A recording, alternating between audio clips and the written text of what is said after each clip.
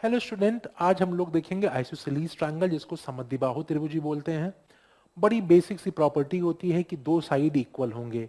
तो मान लेते हैं ये दोनों साइड इक्वल है, जिसको हमने ए मान रखा है, अनइक्वल साइड हमारी बी है।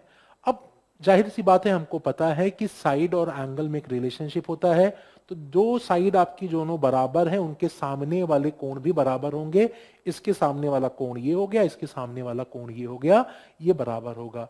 एक बहुत छोटी सी प्रॉपर्टी जो इंपॉर्टेंट है, बच्चा मिस कर रहा होता है।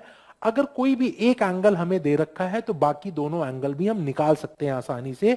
फॉर एग्जाम्पल, अगर हमें ये 50 डिग्री दे रखा है तो जाहिर सी बात है इसके सामने वाला भी बराबर होगा, 50 डिग्री होगा, और तीनों मिला के हमारा 180 होता है। तो ये वाला एंगल हमारा कितना हो जाएगा? ये वाला एंगल हमारा 80 डिग्री हो जाएगा।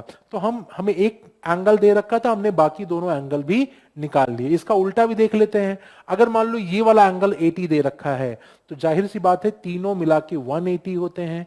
ये 80 है तो मतलब ये दोनों कितना होगा? 100 होगा। दोनों बराबर हैं तो कितना हो जाएगा आपस में?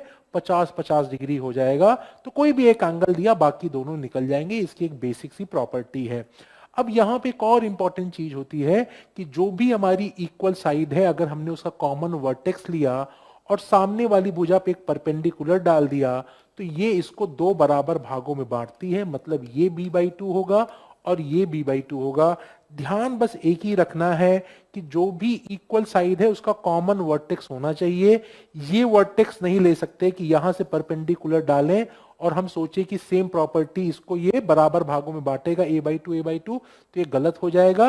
ये सिर्फ कहां पे लग रहा होगा? जो भी कॉमन साइड है उसका इक्वल साइड है उसका जो कॉमन वर्टेक्स है वहां पे ये चीज लग रही होगी।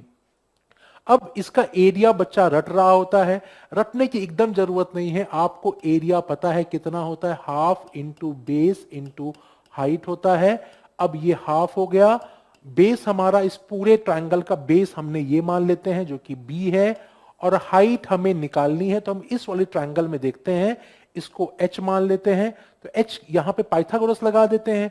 पाइथागोरस लगाएंगे तो h की वैल्यू कितनी आ जाएगी? आ जाएगी √a² माइनस b/2 का होल स्क्वायर।